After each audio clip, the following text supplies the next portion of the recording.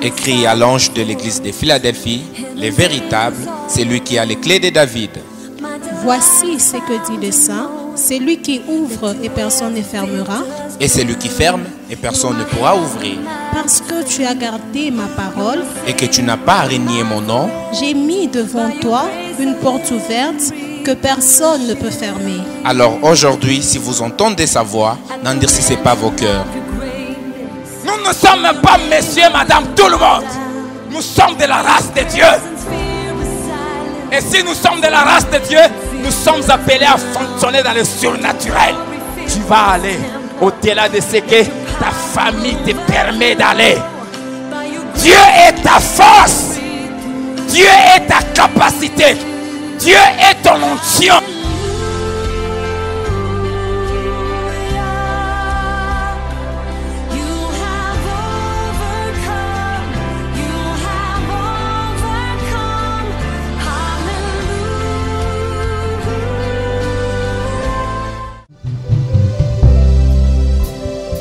Tu es le prince glorieux.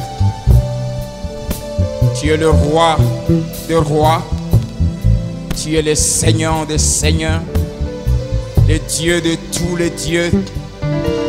Créateur de tous les hommes. Tu es notre Père. Et tu es notre Dieu. C'est pour cela avec joie nous venons devant toi, nous fléchissons nos genoux pour te célébrer, pour te glorifier, Seigneur. En ce dimanche qui est le premier pour nous, c'est avec un cœur plein de reconnaissance que nous venons te célébrer, Père. Et nous voulons aussi t'écouter. Je prie que tu nous fasses beaucoup de bien par ta parole. Que nous sortions d'ici rayonnant de joie parce que nous avons été à ta rencontre. Saint-Esprit, ce temps est à toi. Glorifie Jésus. Au nom de Jésus. Amen. Amen. Encore une fois, bonjour. Que Dieu soit béni. Nous louons le Seigneur pour sa grâce, cette faveur que nous avons d'être là ce matin. C'est le deuxième dimanche de l'année. Mais pour ce qui est du culte, le matin, il est le premier pour nous. Et je déclare que tous les dimanches de cette année seront des dimanches bénis. Amen. Tous les mercredis seront des mercredis bénis. Tous les jeudis seront des jeudis bénis. Amen. Nous allons lire 3 passages.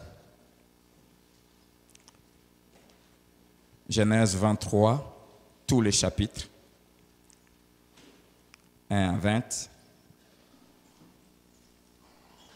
Je me souviens comment, dans une retraite de papa à Philadelphie, mon pasteur avait exhorté sur ça. C'était tellement édifiant.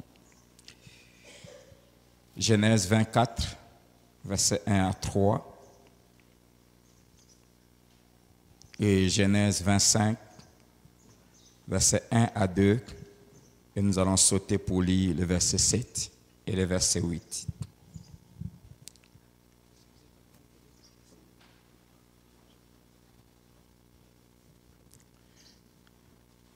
Ce matin,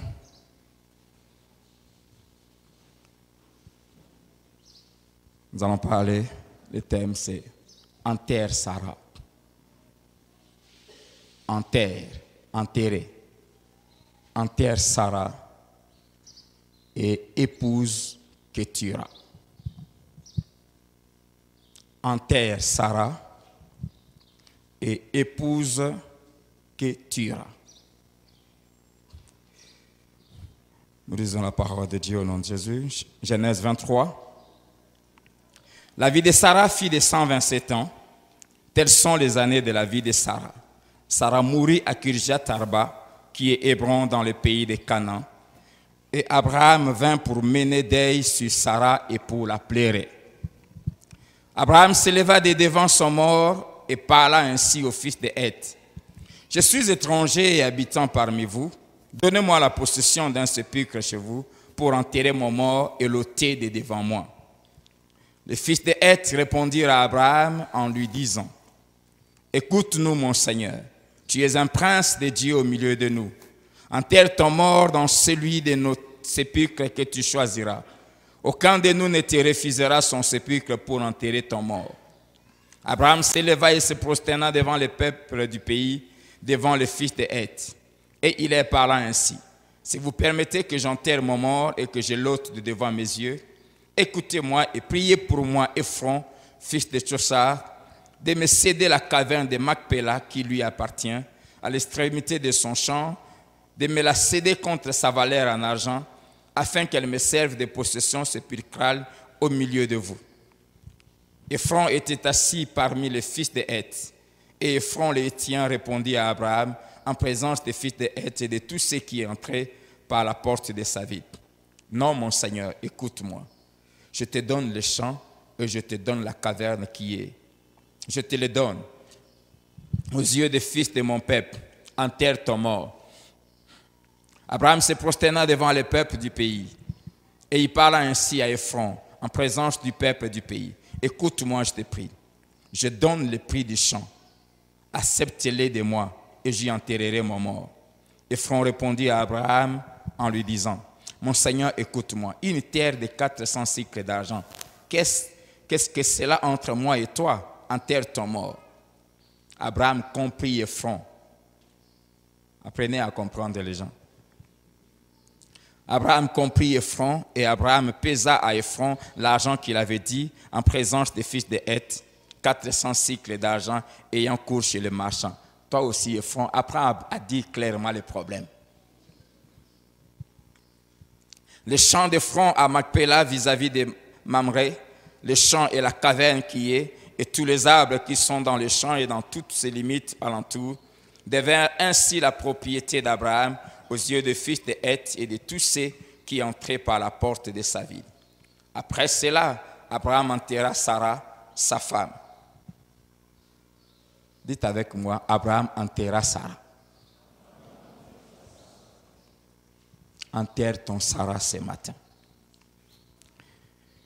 Sa femme, dans la caverne du champ de Macpéla vis-à-vis de Mamré, qui est Hébron dans le pays de Canaan. Le champ et la caverne qui demeurèrent à Abraham comme possession sépulcrale acquise des fils de Heth. 24, versets 1 à 3. Abraham était vieux, avancé en âge, et l'Éternel avait béni Abraham en toutes choses.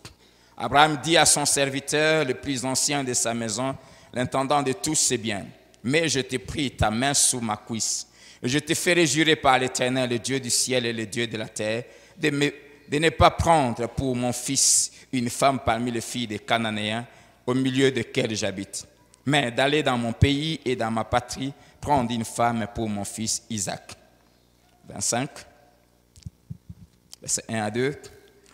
Abraham prit encore une femme nommée Ketura.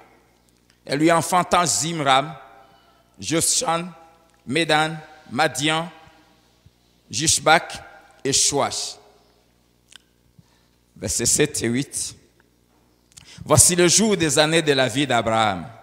Il vécut 175 ans. Abraham expira et mourut après une heureuse vieillesse, âgé et rassasié de jours, et il fut recueilli auprès de son peuple. Amen. Enterre Sarah et épouse Ketura. Que signifie Sarah? Sarah veut dire trois choses. La signification du mot Sarah, premièrement, ça veut dire princesse. C'est-à-dire celle qui donne naissance au roi, la mère des rois, la mère des hommes de valeur. Deuxièmement, Sarah veut dire noble. Et qui dit noble, ça veut dire qui est au-dessus du commun, au-dessus des autres êtres du même genre. Noble, ça veut aussi dire qui commande le respect, l'admiration, par sa distinction, par son autorité naturelle. Troisièmement, noble signifie qui a de la majesté, une beauté grave, extrême. Et quatrièmement, noble veut dire c'est dont la qualité morale est grande et hautement appréciée. Troisièmement, et ça c'est surtout pour les Hébreux, Sarah veut dire chose d'une grande valeur. D'une grande valeur.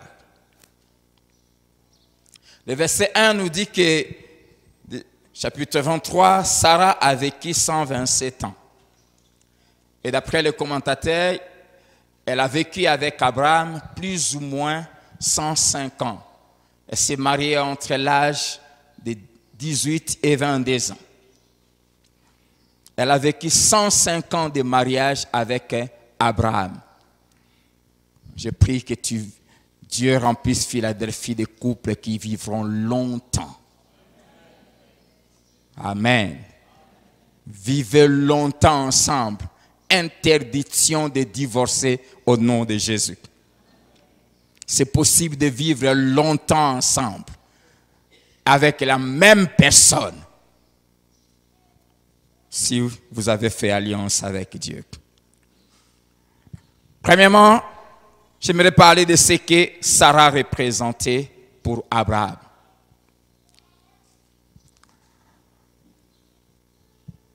Par rapport à leur relation conjugale d'abord, Sarah était la femme de sa jeunesse.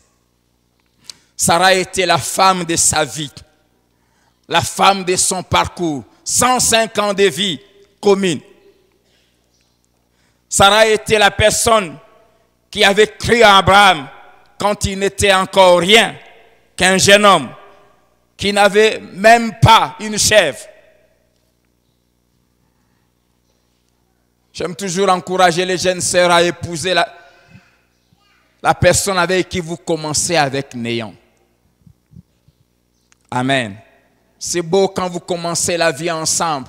Vous commencez à acheter votre petit drap ensemble. Vous commencez à acheter votre tabouret ensemble et vous montez ensemble.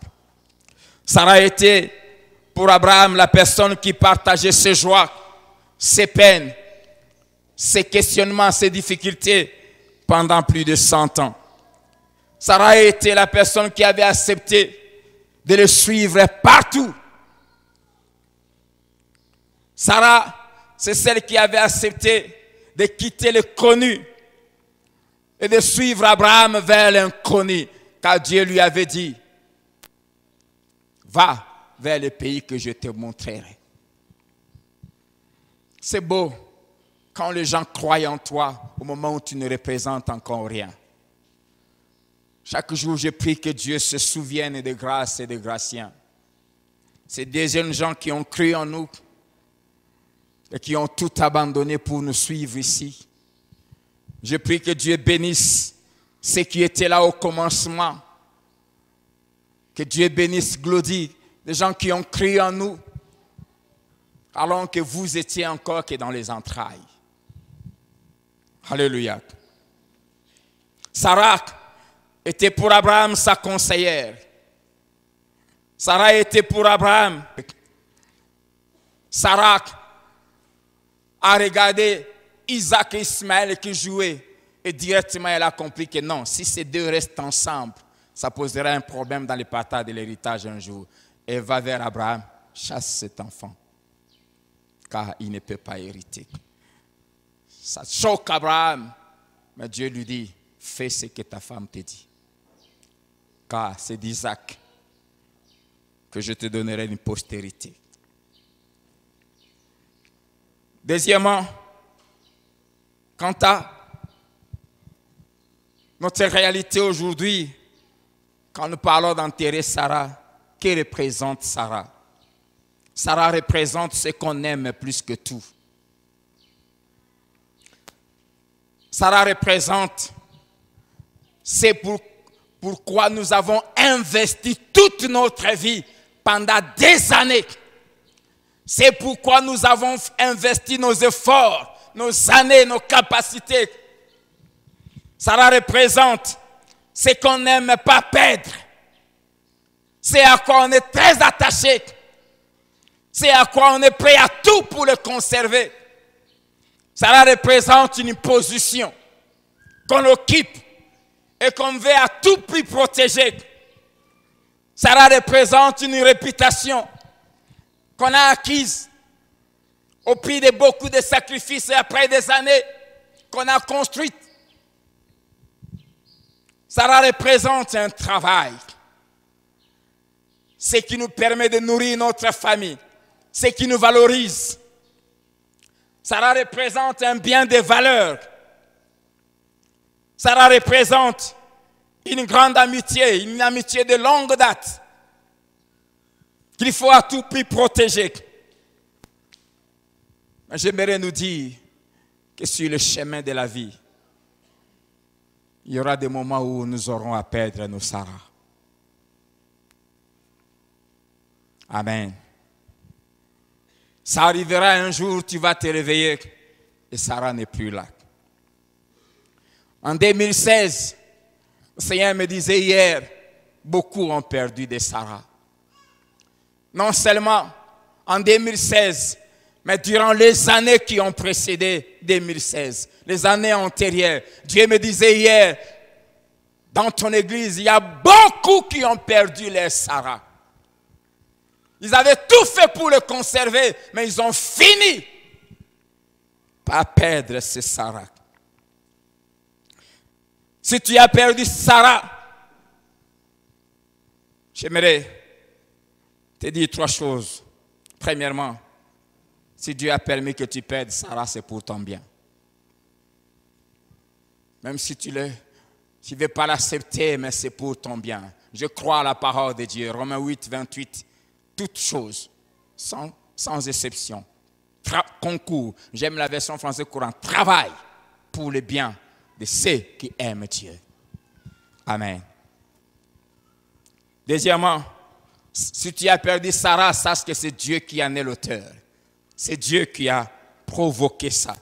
Lamentation chapitre 3, verset 37 à 39, la Bible dit, qui dira qu'une chose arrive sans que le Seigneur l'ait ordonné? Verset 38, n'est-ce pas de la volonté du Très-Haut que viennent les maux et les biens? Qui dira qu'une chose arrive sans que Dieu en soit l'auteur? C'est de sa volonté que nous viennent les maux et les biens. Le verset 39 dit, alors pourquoi l'homme vivant se plaindrait-il? Pourquoi te plaindre?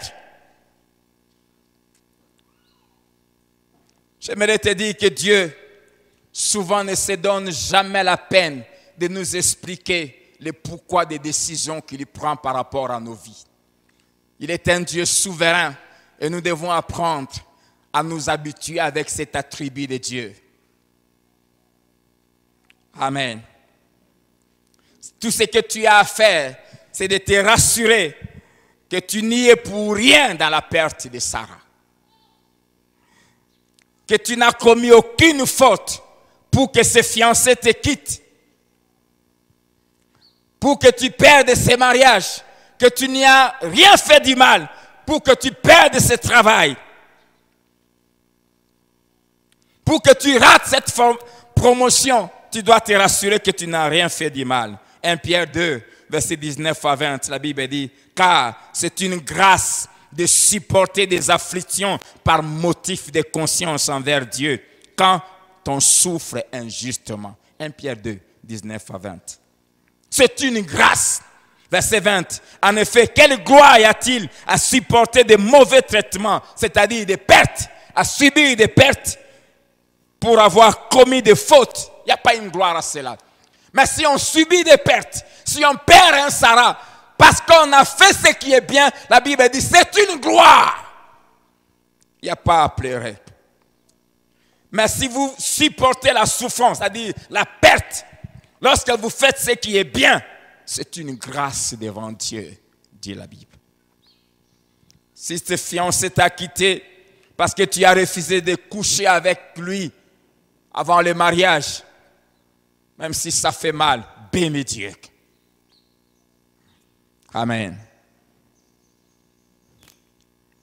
La deuxième chose que j'aimerais nous parler, c'est qu'est-ce qu'il faut faire quand on perd Sarah. Que faire? S'il vous plaît, arrangez cette horloge ici. Ça ne m'aide pas quand ça ne fonctionne pas bien. Que faire quand on perd Sarah? Le verset 2 nous dit, la première chose qu'il faut faire quand tu perds Sarah, fais ton deuil et pleure Sarah. Le verset 2, la Bible nous dit, Sarah mourut à Kirjat Arba, qui est Hébron dans le pays de Canaan. Et Abraham vint pour mener deuil sur Sarah et pour la pleurer. Quand tu perds ton Sarah, fais ton deuil et pleure. Abraham était inconsolable. Les commentateurs disent, j'ai lu un commentaire qui dit, il a pleuré toute la journée. 105 ans de vie commune, ça ne s'oublie pas comme ça. Il a fait un deuil. Et à l'époque, le deuil prenait minimum 7 jours. Joseph, pour pleurer son père, il a fait un deuil de 50 jours. Les enfants d'Israël, pour pleurer Moïse, ils ont fait un deuil de 30 jours. Quand tu perds Sarah, fais ton deuil. Pleurer, c'est normal. Ne pas le faire, parfois ça paraît même anormal. Pleurer, ce n'est pas manquer de spiritualité. Genèse 50, verset 1. Quand son père a expiré, la Bible dit de Joseph, tout premier ministre qu'il était, grand monsieur, entouré de gardes-corps. La Bible dit, Joseph se jeta sur le visage de son père, pleura sur lui et le baisa. C'est tellement les gars veulent venir, hey, là-bas. Il a pleuré sur son père. Jésus, tout Dieu qu'il était, quand il a perdu son ami, la Bible dit, Jean 11, 35, Jésus pleura. 1 Samuel chapitre 30, verset 4. Alors qu'il venait d'être chassé par le roi des Philistins sous l'influence de ses collaborateurs, pendant qu'il rentre dans la ville qu'il occupait, à Tsiklag, David trouve, lui et ses hommes, ses commandos, ses militaires, ses hommes de guerre, ils trouvent que leurs femmes, leurs enfants, tous leurs biens ont été pris et amenés par les Amalécites.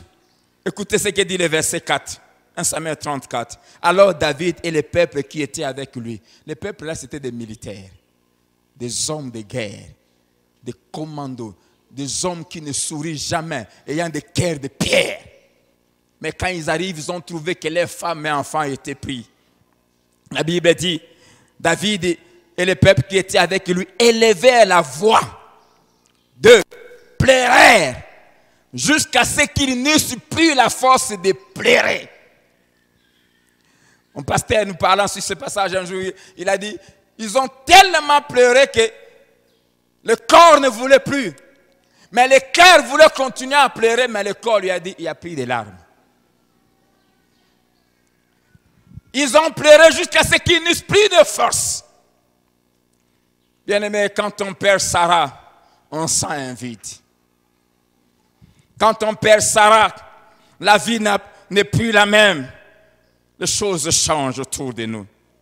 Quand on perd Sarah, on est comme quelqu'un qui a été amputé d'un membre, d'une jambe ou d'un bras.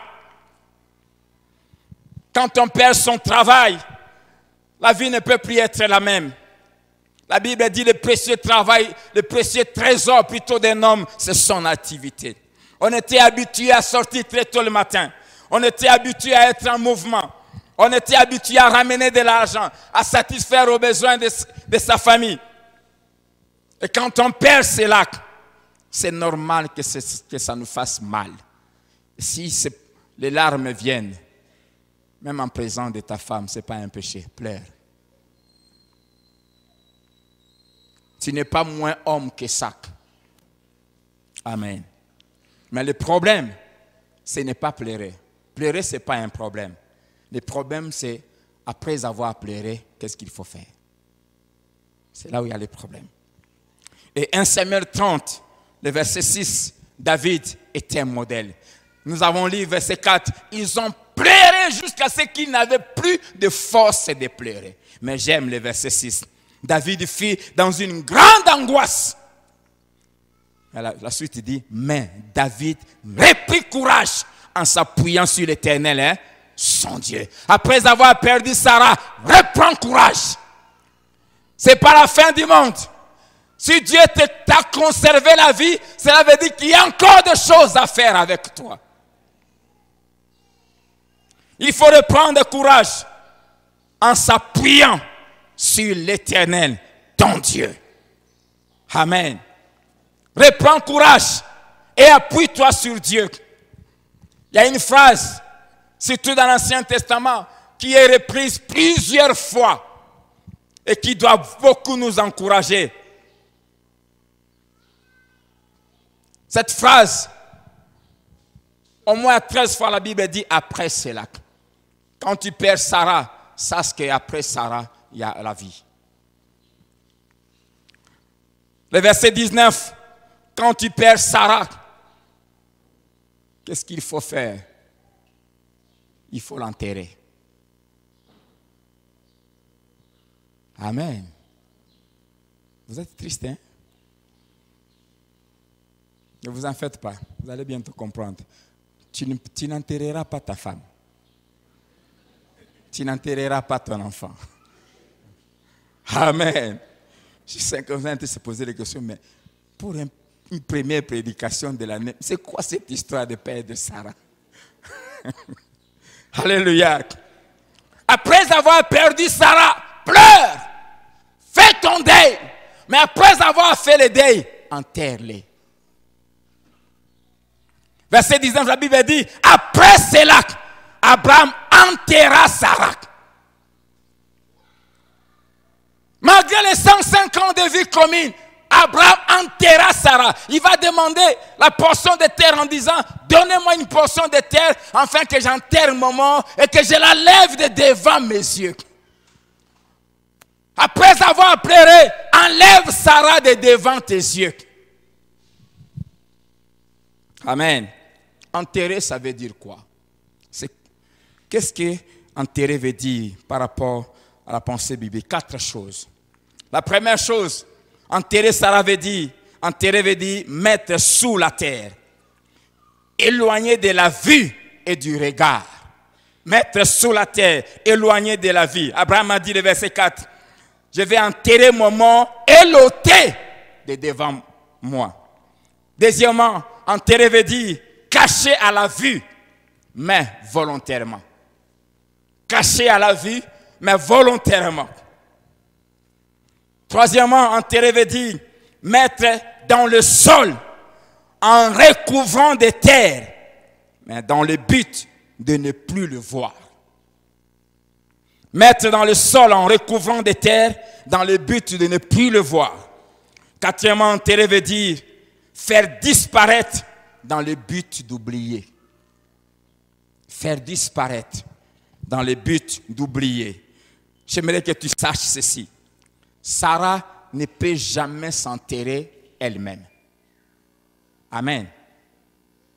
C'est à Abraham de le faire. C'est-à-dire, enterrer Sarah, c'est un acte volontaire. Il faut prendre la décision, après avoir pleuré, fait le deuil, de l'enterrer.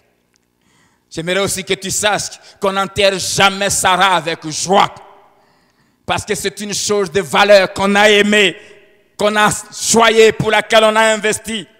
On n'enterre jamais Sarah avec joie, mais avec douleur. Mais malgré la douleur, il faut l'enterrer.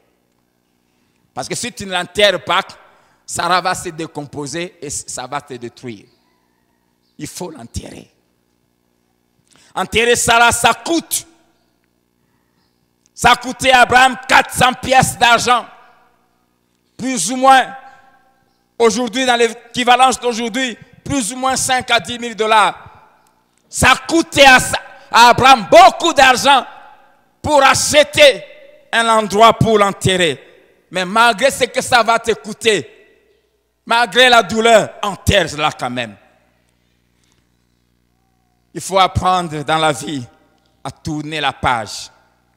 J'aimerais t'encourager, cesse d'être nostalgique. J'étais un jour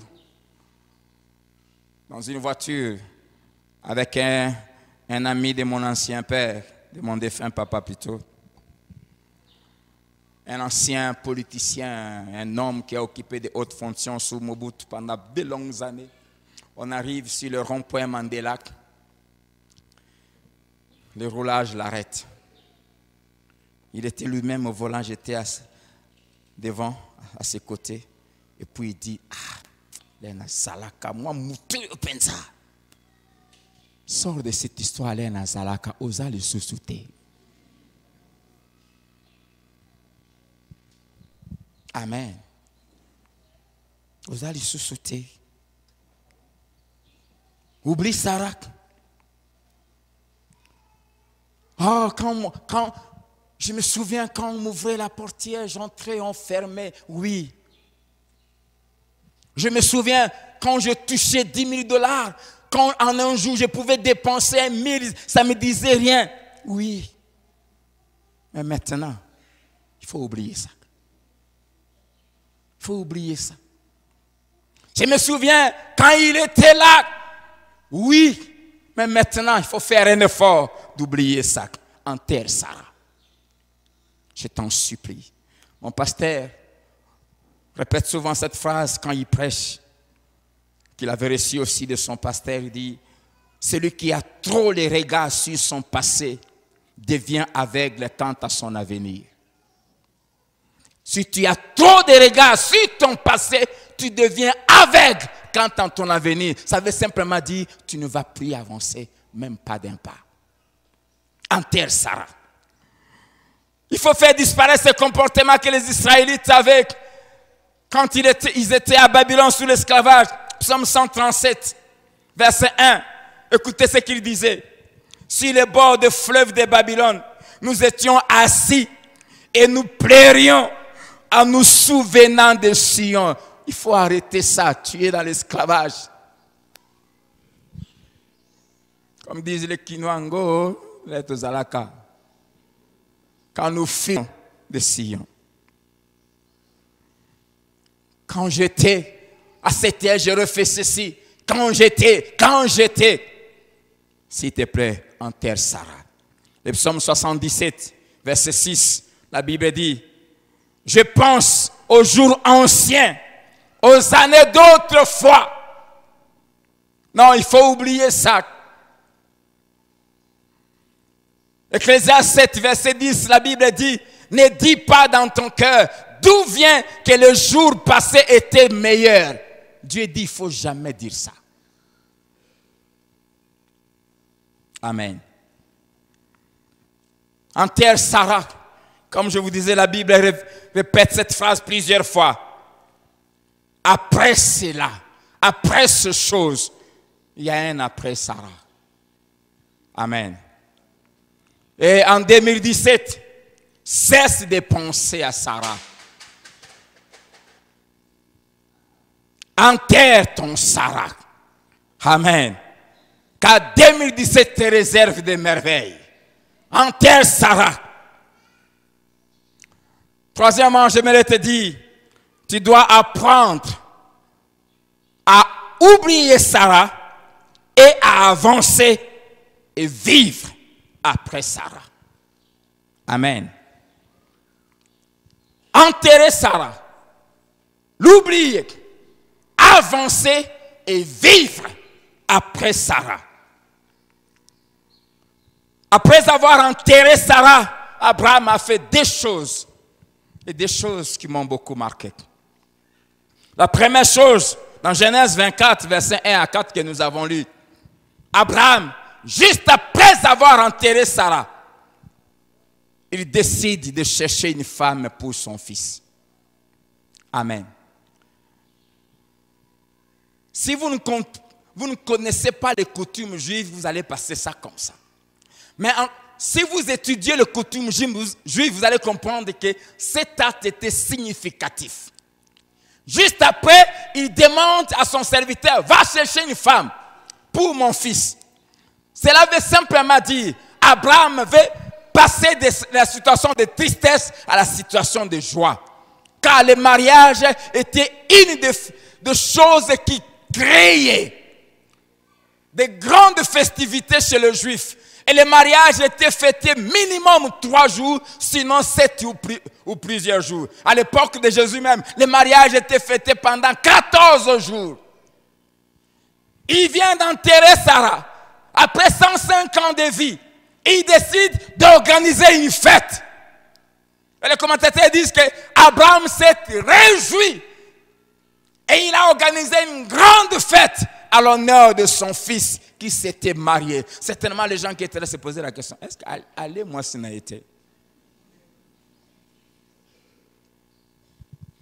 Il s'est réjoui.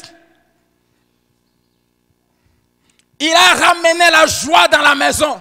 Et vous allez voir, le verset 67 de Genèse 24, la Bible dit, ainsi fut consolé Isaac après avoir perdu sa mère. Quand il a pris Rebecca, il l'a introduit dans sa chambre. Et après avoir consommé le mariage, la Bible dit, ainsi fut consolé. Et quand Abraham a vu son fils sortir joyeux, Abraham dit, oui, gloire à Dieu, vit encore.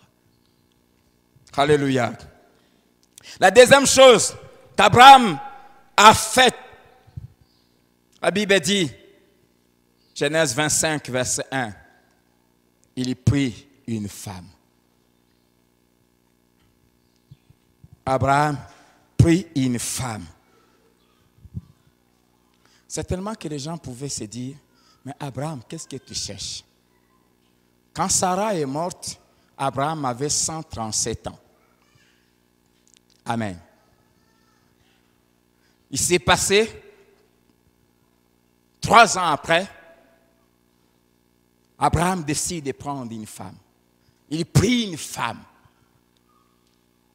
Mais qu'est-ce que ça veut dire? Les gens pouvaient dire à Abraham, déjà, il y a 40 ans, ta femme disait à Dieu que tu étais quelqu'un de fini, que vous passiez tout votre temps, comme disait mon pasteur en prêchant sur ça, à jouer aux dames. Tu étais un vieux gaou, complètement fini. Et aujourd'hui, déjà il y a 40 ans, tu étais fini. Tu ne faisais plus rien. Et qu'est-ce que tu cherches encore 40 ans après? Ça veut dire que tu es devenu fini. Merci maman. Fini à l'infini. Alléluia. Abraham a pris une femme. Le problème, ce n'est pas dans la prise d'une femme. Le problème, c'est quelle femme avait-il épousé? Amen. Abraham a épousé Ketura. Et Ketura avait entre 30 et 35 ans.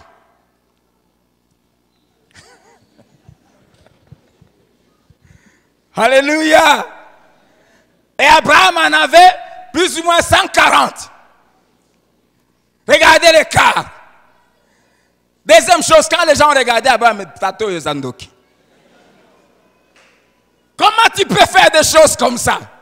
Tu es un pédophile. Mais n'oubliez jamais, Abraham c'était l'ami de Dieu. C'était l'intime de Dieu. C'est quelqu'un à qui Dieu ne cachait rien. C'est supposé que tout ce qu'Abraham avait fait était dicté par le Seigneur. Et nous allons comprendre ça. J'aimerais simplement te dire, quand Sarah meurt, n'épouse pas n'importe qui. Quand tu perds Sarah, ne la remplace pas par n'importe qui. S'il vous plaît, quand tu perds Sarah, épouse Ketura. Et j'aimerais dire ce matin à tous ceux qui ont perdu de Sarah il y a des années, cette année, épousez Ketura. et votre histoire va changer. Amen. Que signifie Ketura? C'est là où il y a les problèmes. Que signifie Ketura? Ketura en hébreu veut dire 4 choses. La première chose, Ketura veut dire parfum qui monte vers le ciel. Parfum qui monte. Deuxièmement, Ketura veut dire encens. C'est-à-dire la bonne odeur qui se dégage et dont Dieu respire. Troisièmement, Ketura en hébreu veut dire prière, mais pas n'importe quelle prière, prière forte. Amen. Prière forte. Apocalypse chapitre 5, verset 8. Jean nous dit, il a vu quand l'agneau s'est levé pour ouvrir les livres et les rompre le sol.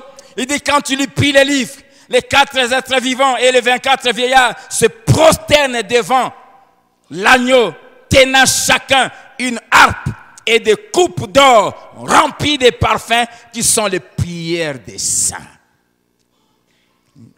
Ketura, c'est les parfums, c'est-à-dire les prières des saints qui montent vers Dieu et qui font la joie de Dieu. Quatrièmement, Ketura veut dire intercession. Amen. Bien-aimé, quand tu perds Sarah, c'est-à-dire ce qui compte pour toi, ce qui a une grande valeur à tes yeux, ce qui est noble, ce qui faisait ta joie, épouse Ketura. Et cette année 2010, je t'en supplie, épouse Ketura, c'est-à-dire remplace Sarah par la prière. Épouse la prière. Épouse l'intimité avec Dieu. Quand tu perds Sarah, pleure, mais après avoir pleuré, tourne le dos et fixe les yeux vers le ciel. L'histoire va changer. Épouser Ketura avait dit épouser la prière, épouser l'intercession, épouser l'intimité, devenir, faire monter vers Dieu un parfum qui réjouit son cœur. Et quand Noé a fait monter vers Dieu par les sacrifices qu'il avait offerts, le parfum, quand Dieu a respiré ce parfum, la Bible dit, Dieu prit l'engagement, il fit alliance avec la terre en disant, je ne maudirai plus la terre. Quand tu épouses Ketura, Dieu prendra des engagements pour toi. Alléluia. On t'a déclaré Viegaou. On t'a déclaré Asilac. On t'a déclaré fini. Après avoir perdu ton Sarah, on t'a déclaré quelqu'un de déclassé. Celui sur qui il ne faut plus compter. Celui sur qui il ne faut plus compter. Depuis que tu as perdu ton Sarah dans les réunions de famille, toi qui étais la première personne à être consultée, on ne t'informe plus. Tu apprends simplement qu'on avait une réunion. Parce que ta poche ne fonctionne plus. Mon père a été politicien, j'ai vécu au milieu des politiciens. Et j'ai passé aussi quelques années à côté de grands politiciens. J'ai vu comment ces gens souffrent le jour où les fonctions prennent fin. Il est habitué quand il sort, dès qu'il sort de sa maison, les policiers se mettent déjà là au garde-vous. Ils font des déclarations. Lieutenant tel, Excellence, nous vous souhaitons une bonne journée. Et quand ils sont en train de parler comme ça, ils s'en foutent, ils passent même, ils rentrent dans sa voiture. Et ils sont obligés d'attendre qu'il fasse un signe. Dès qu'il fait ça. Maintenant, le jour où la fonction prend fin, sors de ta maison et il n'y a plus de militaires. Il n'y a pas de fonction cruelle que les fonctions politiques. Le jour où tu es là chez toi à la maison, tu apprends simplement, sont abrogés. À la seconde qui suit, tous les militaires qui étaient dans ta maison sont rappelés. Tu restes comme garde-corps, ta femme et tes enfants. J'ai vu ça plusieurs fois. Et tu vois comment quelqu'un, du jour au lendemain, il commence à fondre.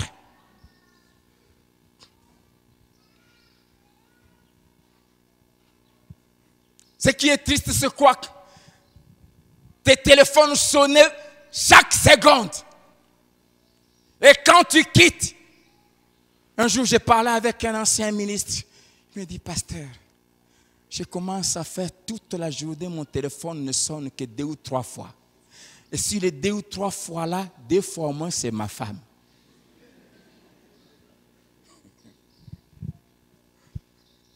C'est pour cela, quand tu es là, n'oublie jamais que tu es homme. Des deux, tu n'es pas le premier. Je n'ai jamais oublié quand mon ministre a été nommé. Après la remise et les prises, on rentre dans son bureau, on va passer un temps de prière. Mais avant de passer un temps de prière, je lui ai dit ceci. Il était le 50e ministre dans ce ministère depuis 1960. Je lui ai dit, il y a eu 49 avant toi. Et n'oublie pas qu'il y en aura encore plus de 49 après toi. Pendant tout le temps que tu vas rester sur ce siège, reste homme.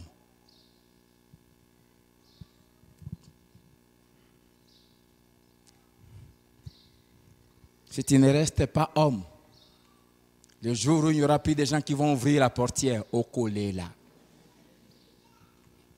Alléluia. Peu importe, c'est peut-être ta situation aujourd'hui. On t'a déclaré improductif, bon à rien, tu ne sers plus à rien. On t'a déclaré inutile, on t'a déclaré ancien, isé. Je t'ai dit ce matin, si tu épouses Ketura, tu reprendras tes forces. En 2017, épouse Ketura. Bien-aimé, tu as fait alliance avec Dieu le jeudi. Tu as épousé Ketura. Dans notre part d'alliance, dis à ton frère, sois ce que Dieu veut. Dis-lui sois. Sois, ça s'écrit S-O-I-S. S, sainteté. O, obéissance. I, intimité. S, service. Sois. Cette année, sois. Épouse, messieurs, sois.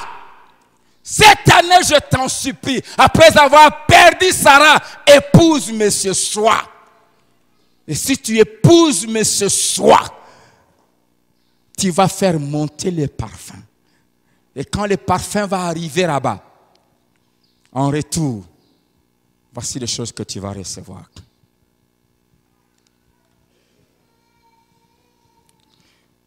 Bien-aimé, cette année, épouse Ketura, c'est-à-dire épouse la prière. Cette année, prie beaucoup. Prie beaucoup cette année. Oublie Sarah, épouse la prière. Prie beaucoup en langue. Fais toutes sortes de prières cette année. Cette année, gêne beaucoup. Et je vous avais dit les premiers, on va beaucoup gêner. Cette année, fais beaucoup de veillées personnelles. Beaucoup de nuits de prières personnelles. Cette année, tous les départements, il faut avoir beaucoup de retraites. Cette année, nous allons épouser Ketura. Enfin que nous puissions oublier nos Sarah.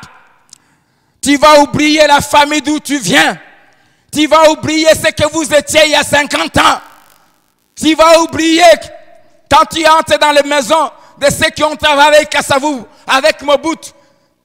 Tu vas voir, les chaises sont complètement à lambeaux, mais toujours la grande photo, le jour où il saluait Mobutu. Oublie ça!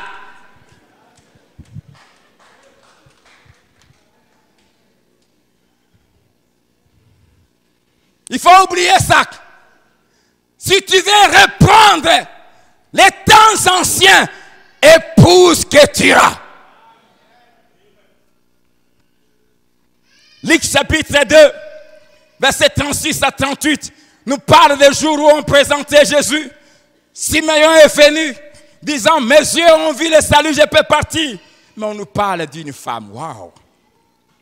Il y avait aussi une prophétesse, Anne, fille de Paniel, de la tribu d'Azer. Elle était fort avancée en âge et elle avait vécu 7 ans avec son mari après sa virginité. Juste 7 ans après, elle avait 20 ans quand elle s'est mariée. À 27 ans, le mari est parti. Elle a perdu son Sarah. Verset 37, écoutez ce qu'elle a fait. Restée veuve et âgée de 84 ans. Faites 84 moins 27. Elle ne quittait pas le temple. Et elle servait Dieu nuit et jour dans le jeûne et la prière. Après avoir perdu Sarah, elle a épousé Ketura. Tous les petits garçons qui venaient, quand elle les regardait, elle dit, tu n'as rien. Elle a épousé Ketura, la Bible dit, elle est restée dans le temple. Elle passait son temps à jeûner, à prier. Et qu'est-ce que Ketura lui a donné? Verset 38, la Bible dit, étant survenue, elle aussi, à cette même heure, elle louait Dieu et elle parlait de Jésus à tous ceux qui attendaient la délivrance de Jérusalem. Pourquoi Dieu a choisi seulement Simeon et cette femme? Simeon avait la promesse. Dieu lui avait dit, tu ne mourras pas avant d'avoir vu le Christ. Mais Anne n'avait pas la promesse. Mais Anne avait épousé Ketura. Et parce qu'elle avait épousé Ketura, elle faisait monter des parfums. Dieu l'a programmé en disant, à cause de ça, tu porteras la délivrance d'Israël dans tes mains. Il y en a qui ont des promesses, mais toi tu vivras des choses peut-être même sans promesse si simplement tu épouses Ketura. Alléluia.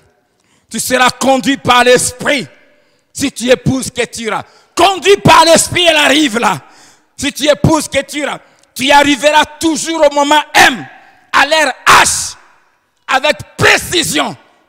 Et tu auras ce qui n'était même pas réservé pour toi. Si tu épouses Ketura, tu toucheras le salut, la délivrance et la gloire attendues par plusieurs. Si tu épouses Ketura, tu annonceras la joie de la gloire de Dieu. Si tu épouses Ketura, je te dis cette année, tu chanteras. La Bible dit, elle chantait le louange de Dieu. Parce qu'il avait épousé Ketura. Avec Sarah, Abraham a vécu 105 ans. Et dans les 105 ans, il n'a eu qu'un seul enfant. Bien-aimé, voici les choses qui arrivent quand on épouse Ketura. Avec Sarah, 105 ans de mariage, un enfant. Il a épousé Ketura qui avait plus ou moins 35 ans. Ils ont eu 6 enfants. Si tu épouses Ketura, si tu épouses la prière, le jeûne, cette année, tu auras 6 fois plus que ce que tu avais avec Sarah. Tu auras un travail qui te donnera un salaire, je te le déclare au nom de Jésus, 6 fois plus que celui que tu as perdu.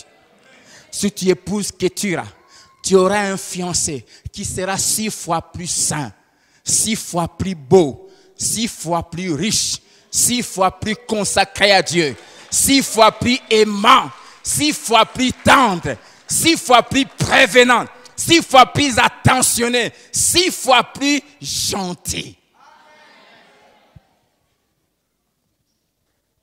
Que cet aventurier-là qui est parti.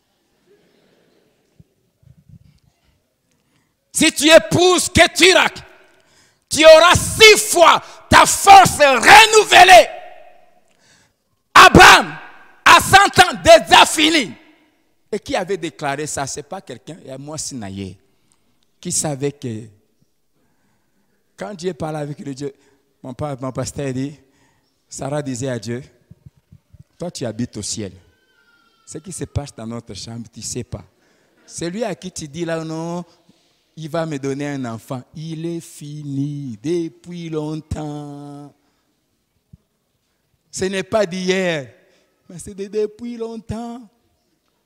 Imaginez 40 ans après. Mais si tu épouses Ketura, la force que tu avais perdue, la force financière que tu as perdue, la force de la réputation, la force de la personnalité que tu as perdue, tu vas la retrouver, mais 6 fois plus.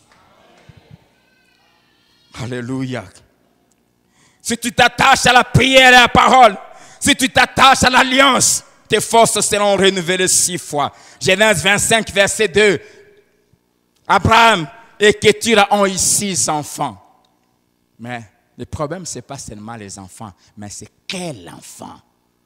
Parce qu'il y a enfant et enfant. La Bible dit, celui qui donne naissance à un insensé ne connaîtra jamais la joie. Celui qui donne naissance à un sage sera heureux. Donc le problème, ce n'est pas avoir des enfants, mais il y a enfant et enfant. Kétura a donné 6 enfants à Abraham. Et écoutez ce que veut dire ces enfants. Le premier enfant, Zimram. Zimram, en hébreu, ça veut dire musicien. Celui qui chante. Et pas n'importe quel chant, celui qui chante les chants de reconnaissance. Si tu épouses Kétura, tu accoucheras de Zimram. Cette année sera une année de chant. Les larmes vont disparaître. Épouse la prière, je t'en supplie. Épouse le jeûne. Épouse la parole de Dieu. Passe des heures devant la Bible. Cette année, je t'en supplie. Si tu le fais, tu chanteras. Tu vas accoucher de Zimram. Tu vas accoucher de choses qui vont remplir ta vie de joie. Si tu épouses Kétura, tu accoucheras deuxièmement Jokshan.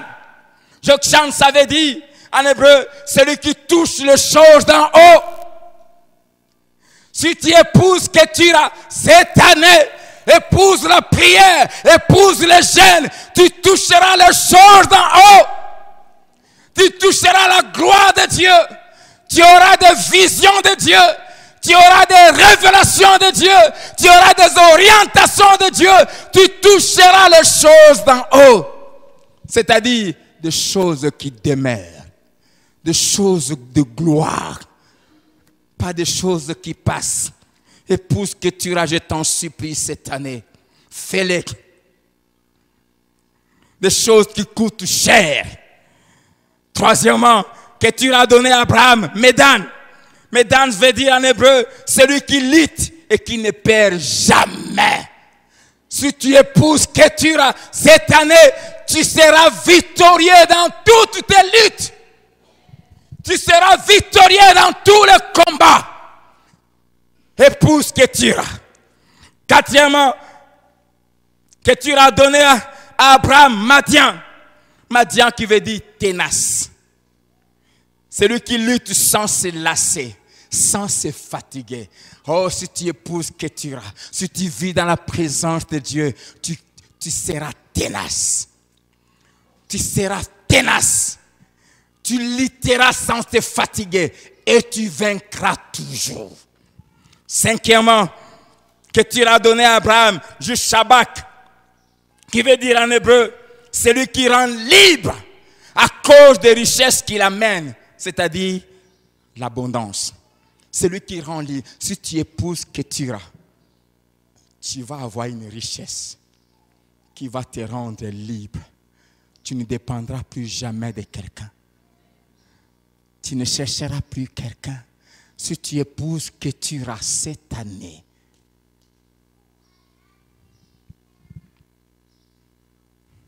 tu deviendras libre. Sixièmement, Kétura a donné à Abraham Chouach. Chouach veut dire trou. Trou, les boulois. Trou, endroit où on amasse ce que l'on gagne. Pourquoi? Parce que c'est tellement un grand nombre. Si tu épouses Kétura cette année, tu vas amasser. Cette année, tu vas creuser des trous, tu vas creuser des endroits pour mettre les richesses que Dieu va te donner. Tellement que ça sera en abondance. Il n'y aura plus de place dans ta maison si tu épouses Kétura. Dans 5 minutes, il sera 10 heures, mais j'ai 6 déclarations importantes à faire sur chacun de vous en ce premier dimanche par rapport à cette parole. La première chose, Genèse 25, le verset 8, la Bible nous dit, Abraham mourut après une heureuse vieillesse, âgé et rassasié de jours. Pourquoi? Parce qu'il avait épousé Ketura après à Sarah. Si tu épouses Ketura, j'aimerais t'assurer, 1, tu mourras âgé. 2, tu mourras rassasié. Rassasié dans tous les domaines de ta vie. Tu mourras heureux, heureuse. Un cœur joyeux. Les commentateurs par rapport à ce passage disent que Abraham est mort en train de sourire.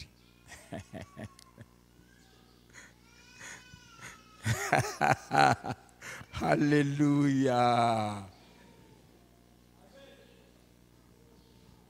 Si tu épouses Ketura, tu es entré dans l'alliance. Si tu fais de cette alliance ton style de vie, tu vivras heureux à partir d'aujourd'hui. Tu vivras longtemps. Personne ne coûtera ta vie. Mais aussi tu mourras heureux. Quand tu mets au monde les enfants comme les 6 dont nous allons de voir, tu ne peux qu'être heureux. Alléluia. Tu mourras souriant. Deuxièmement, j'aimerais te dire que tu n'as encore rien expérimenté avec Dieu. Avec Sarah, tu n'as connu que le minimum. Le maximum t'attend avec Ketura. Le maximum est dans la présence de Dieu. La Bible dit, il y a d'abondantes joies devant sa, des délices éternelles devant sa face. Dieu te réserve avec Ketura, c'est-à-dire avec la prière, avec le jeûne. Dieu te réserve une grande abondance. Il n'y aura pas seulement le minimum que tu avais, ce petit salaire de $500. Tu vas oublier ça. Ce salaire qui faisait tourner la tête à ta femme, qui faisait que chaque soir, la tête lui fasse mal. Tu vas oublier ça. À cause de l'abondance, je t'en supplie, épouse Ketura.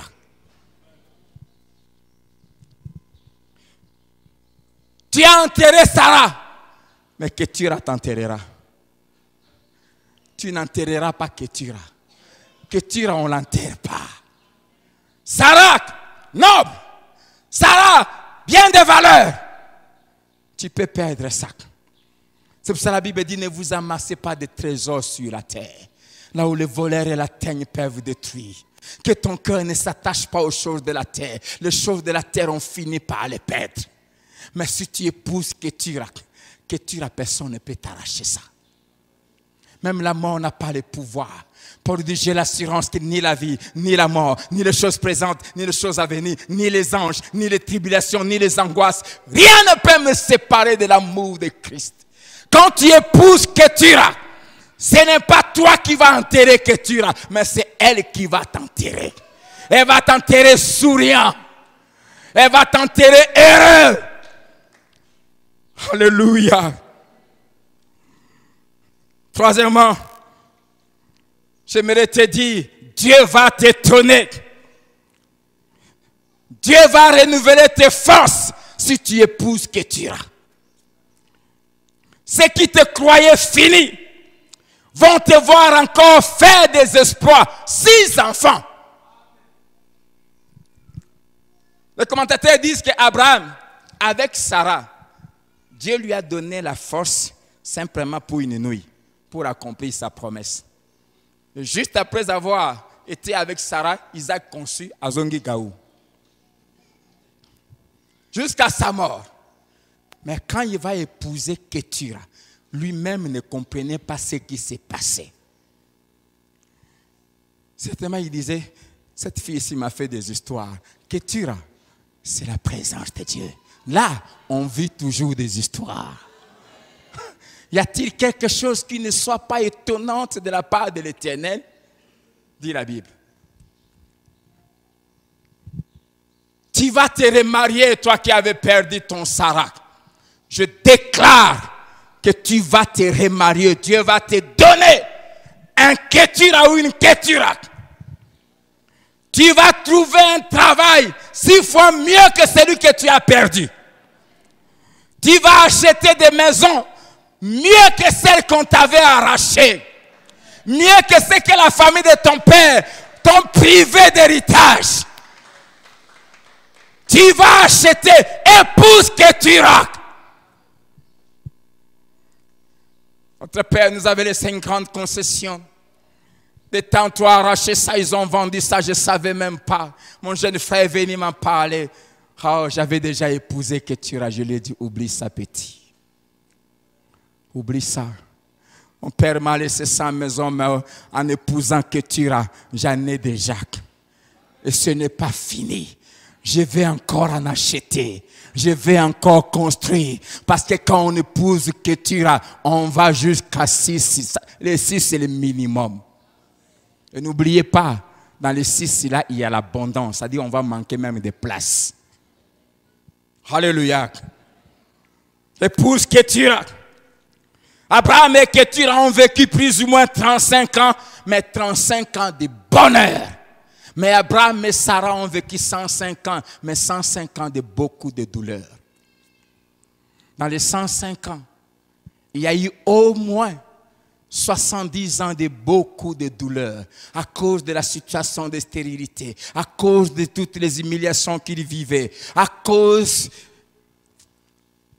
de l'imitation d'Agar qui était entrée avec Ismaël, qu'il y ait des querelles, qu'il y ait des tiraillements. Mais quand tu lis la Bible, avec Ketura, il n'y a jamais eu de problème. Il n'y avait que le bonheur tous les jours. Si tu épouses la prière jusqu'à ta mort, ça sera des jours de joie. Alléluia. Dieu te réserve encore 35 ans de bonheur. Toi qui as enterré Sarah, toi qui as perdu Sarah, j'aimerais te dire, il y a encore 35 années de bonheur avec Ketura. Au-delà de ce que tu as connu avec Sarah, Dieu n'a pas encore fini avec toi. La 4e chose, les Ketura sont l'image du bon vin de noces de Cana. Ça vient toujours vers le vin désert. Quand tout le monde découragé parce qu'il n'y a plus de vin, les gens commencent à partir. Les gens ne croient plus. Et ceux qui partent vont raconter cette fête-là. Il n'y a eu rien de bon. Quand tu épouses les Ketura, tu auras les bons vins. Tu boiras les bons vins. Et vous savez, quand les bons vins est arrivé, la fête a continué jusqu'au matin. Ce n'est pas encore fini. Épouse Ketura, la fête va continuer. Elle va reprendre. Elle va aller jusqu'au bout. Amen. Dieu te réserve en 2017 les meilleurs vins. La fête va répondre dans ta vie. Tu mourras souriant, je t'assure. 5e, à cause de Jésus qui est entré dans ta vie, c'est-à-dire dans ta fête, à cause de l'alliance que tu as faite avec Dieu, Dieu te réserve le meilleur. J'aimerais dire à un père, à un mari qui a perdu la force devant sa femme et ses enfants parce qu'il n'amène plus. Épouse Ketura cette année. Dieu va, en 2017, te redonner ta force. Le respect va revenir. La considération va revenir. J'aimerais donner conseil à un Abraham qui a perdu Ketura. Quand tu perds Ketura et quand tu perds Sarah et que tu cherches à te remarier, à épouser Ketura, les gens vont parler. Remarquez qu'Abraham avait plus ou moins 140 ans et Ketura 35. Quel écart! J'aimerais simplement te dire ceci. Épouse Ketura et ne t'occupe pas de ce que les gens vont dire. Apprends à vivre sans t'occuper de ce que les gens racontent. Tu ne vis pas pour les gens, tu vis pour Dieu. Fais ce que Dieu te dit de faire. Épouse Ketura, car Dieu a décidé de te restaurer en 2017. Les gens vont parler, il y a un grand écart entre vous. Et Tali Bango, laissez-les parler. Dieu ne t'a pas donné le pouvoir de contrôler la bouche des gens. Mais Dieu t'a donné le pouvoir de ne pas chercher à écouter ni de suivre. Moïse est tombé dans le désert le jour où il a ouvert ses oreilles pour écouter ce qu'on disait. Et j'aime ce que Salomon dit dans Ecclésiaste. Ne prête pas attention à tout ce qu'on dit. Sinon un jour tu entendras même ton serviteur te maudire. Alléluia. Et je termine en disant à Ketura, j'ai débordé, laissez-moi vraiment aujourd'hui. J'aimerais dire à une Ketura qui est ici, ça n'a jamais été peut-être dans tes rêves, mais j'aimerais te dire qu'en 2017, ici à Philadelphie, Dieu va te donner d'épouser le grand Abraham. Tu vas épouser Abraham, l'ami de Dieu, l'homme puissant et riche, dont le serviteur dit, Dieu a comblé de richesses mon Seigneur Abraham. Ça n'a jamais été dans tes rêves, mais Dieu va te le donner parce que tu aimes sa présence, parce que tu fais monter le parfum vers lui. J'aimerais dire à une Ketura ici, tu vas épouser Abraham. Dieu va te donner cette année ce poste que tu as envie depuis des années. Dieu va te donner ce que tu ne croyais pas avoir. Abraham est peut-être occupé aujourd'hui par Sarah, mais sache que Dieu te donnera Abraham. Ce poste est peut-être occupé aujourd'hui par quelqu'un.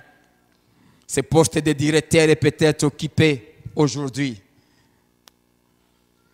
Mais j'aimerais te dire que tu auras. Cette année, Dieu va te le donner. Je parle à un que tu auras ici. Dieu va te donner ce poste cette année. Pourquoi? Parce que tu es un parfum. Alors, si tu veux épouser Abraham, deviens parfum de Dieu. Y a-t-il quelqu'un qui veut épouser Abraham? Abraham, c'est quoi? Abraham, c'est des choses que Dieu a préparées, quelqu'un d'autre a travaillé et toi, tu viens simplement prendre. Sarah a souffert avec Abraham. Sarah a travaillé avec Abraham. Mais Sarah ne savait pas qu'elle travaillait pour Ketura. Quand Abraham est devenu fort riche, trop puissant, Dieu a mis Sarah de côté pour que Ketura vienne jouir de ce qu'elle n'avait pas sémé. Mais est-ce que Ketura n'avait pas sémé? Si, Ketura sémé dans sa chambre, dans la présence de Dieu. Elle faisait monter le parfum, nuit et jour. J'aimerais dire à quelqu'un, tu es encore peut-être jeune, ça fait 10 ans que tu marches avec Dieu, 15 ans que tu sers Dieu avec fidélité. Oh, ça m'arrivait des jours où je me disais, Seigneur, jusqu'à quand? Abraham est en chemin.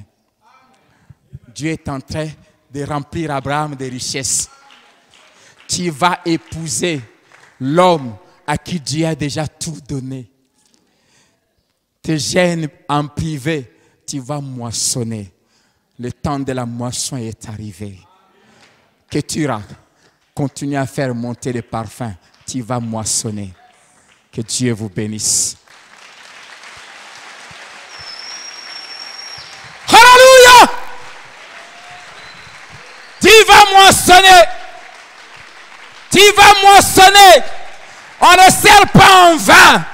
Frère, tu viens à l'église à pied, sans transport. Tu rentres à pied. Choriste, tu travailles. Intercesseur, tu gênes, tu pries. Tu manques à manger. Dieu est en train d'enrichir Abraham pour toi. Continue à faire monter le parfum. Oh, tu vas épouser Abraham. Tu vas épouser Abraham. Tu vas épouser un homme comblé.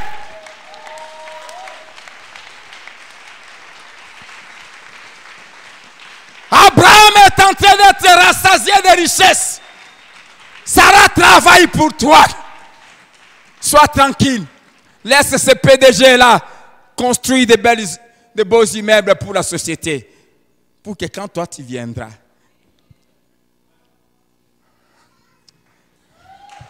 wow! Alléluia! Pendant que Sarah travaille, Ketura, fais monter les parfums. Inclinons nos têtes. Je ne vais pas regarder ma montre ce matin. Ce dimanche est spécial. Enterre ton Sarah. Y a-t-il quelqu'un? Ça fait des années que tu as perdu Sarah. Tu ne fais que pleurer. Ce matin, c'est un matin d'enterrement. Lève-toi.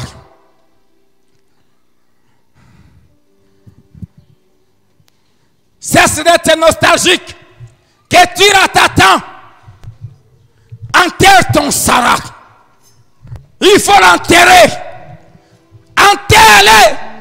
Fais-le disparaître devant tes yeux. Que tu ailles en route. Que tu t'attends. Dis à Dieu. Prie. Seigneur, ce matin j'enterre Sarah. Ce matin, Seigneur, j'enterre Sarah. Ce matin, j'enterre Sarah. Car 2017, réserve que tu as pour moi. Peu importe les conditions dans lesquelles tu as perdu Sarah, la Bible ne nous dit pas. Avait-elle piqué une crise? Était-elle tombée malade? Ce n'est pas un problème. Peut-être ça a été injustement. Qu'on t'a chassé de ce travail, que tu as perdu ce mari. Ce n'est pas un problème. Enterre. Enterre Ketura et Sarah. Enterre-les. Enterre-les de ton cœur. Fais-les disparaître. Fais-les disparaître de tes pensées. Ouvre les yeux. Regarde Ketura est là.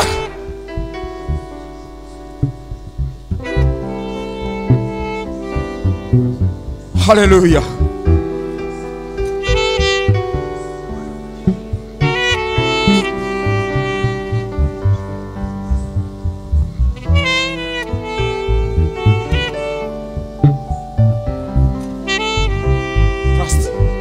C'est encore possible. Bien-aimés, ce matin, il y a quelque chose que Dieu va faire. Je vais vous prendre 30 minutes de plus. Encore 15 minutes. On va aller jusqu'à 10h30. On va nous chanter ces cantiques, c'est encore possible. Prie. Pendant qu'on entend ces cantiques, commence à déclarer, Seigneur, cette année, j'épouse Ketura. Prends la décision d'épouser Ketura. C'est encore possible. Tu vas oublier.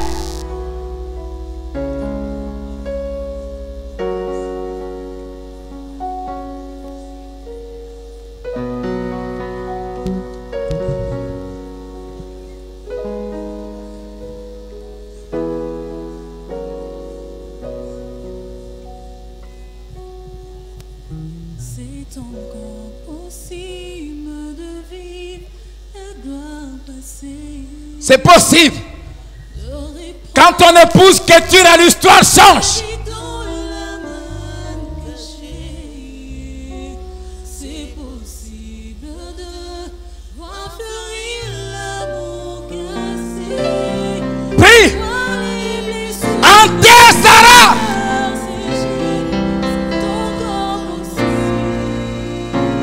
Enterre Sarah. Ce n'est pas fini. Même si on te dit que c'est fini, j'aimerais te dire, ce n'est pas encore fini. Pour toi, ce n'est pas fini. Oh, ça ne fait que commencer. Vivre le plaisir d'amour dont on recherchait. Écrire de merveilles longtemps rêvé. C'est encore possible. Tourne la page. La gloire est devant. C'est encore possible de tout refaire. Ketura et 6 enfants bénis sont devant toi. Écrire une nouvelle page en couleur de Oh, une nouvelle page. Dieu ouvre une nouvelle page. C'est possible. Alléluia. C'est encore possible d'avoir au-delà de tout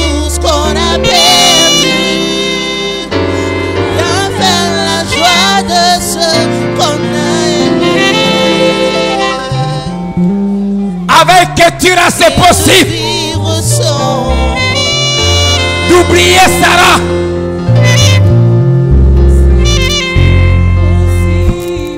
relever le défi, d'aller jusqu'au bout, car son amour est infini.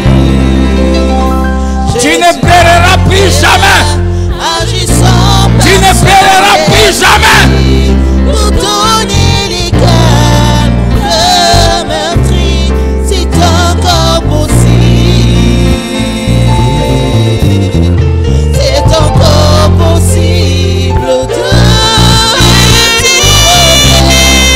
voir venir des beaux jours pleins de Tu peux tout refaire avec Ketura.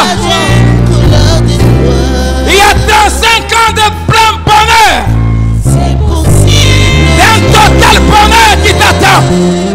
C'est encore possible d'avoir au-delà de tout ce qu'on a perdu, de bien faire la joie de ceux qu'on a aimés Alléluia. C'est possible. et de vivre Ça se passe sans maintenant. bonheur. Ça se passe maintenant.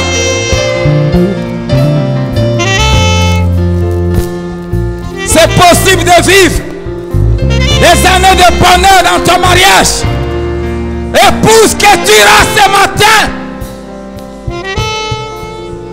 Cet homme va changer. Si tu épouses la prière, cet homme va changer. Si tu épouses la prière. Possible de reconstruire ces beaux pays. Il y a de l'espoir pour ceux qui croient. Oh, c'est encore possible.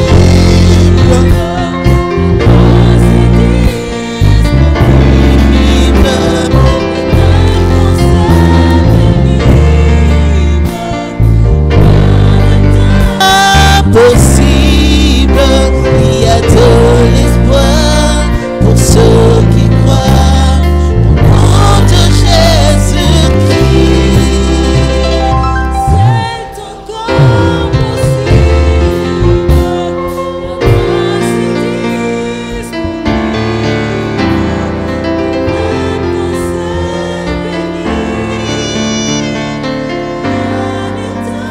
la grâce est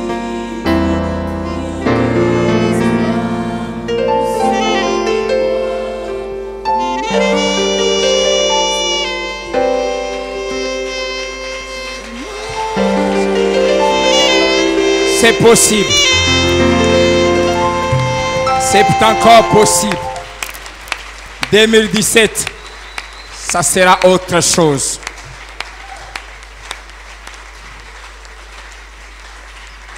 Si tu veux épouser Ketura, lève ta main, j'aimerais prier pour toi. Cette année, épouse Ketura. Deviens un parfum. Deviens un parfum pour Dieu. Que ta vie devienne un parfum. Que ton comportement devienne un parfum. Ta conduite devienne un parfum. Père, nous voici devant toi. Nous avons pris la résolution de devenir des parfums. Seigneur, fais-nous accoucher ces si précieux enfants cette année. Fais-nous oublier Sarah. Merci parce que en déposant cette parole dans mon cœur, tu as pris la résolution déjà de le faire. Je déclare que Sarah est oubliée pour toujours.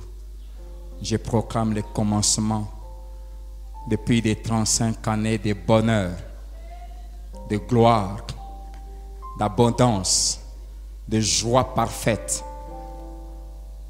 dans ta présence avec Ketura. Finis les anciens jours avec Sarah. Sarah, ce matin, nous t'enterrons au nom de Jésus. Nous t'enterrons au nom de Jésus. Ton histoire est oubliée à jamais. Ce matin, je déclare l'entrée de l'histoire avec Ketura dans ta vie. Ce matin, je déclare, tu commences une nouvelle histoire avec Ketura. Ce bonheur va t'amener jusqu'à ta mort. Le Ketura que tu viens de recevoir ne mourra pas. Tu ne l'enterreras pas. Ketura va t'enterrer. Je déclare que tu mourras en train de sourire, contemplant tes enfants remplis de la gloire de Dieu. Je déclare qu'à dater d'aujourd'hui, tes enfants vont t'apporter le bonheur. Tout ce qui est à toi, porte le nom de bonheur. Porte le nom de bonheur. Car avec Ketura, il n'y a que le bonheur. Au nom de Jésus. Amen. Acclamons le Seigneur. Alléluia. Gloire à Dieu. Seigneur, merci. Agrée nos offrandes et agrée nos dîmes. Au nom de Jésus.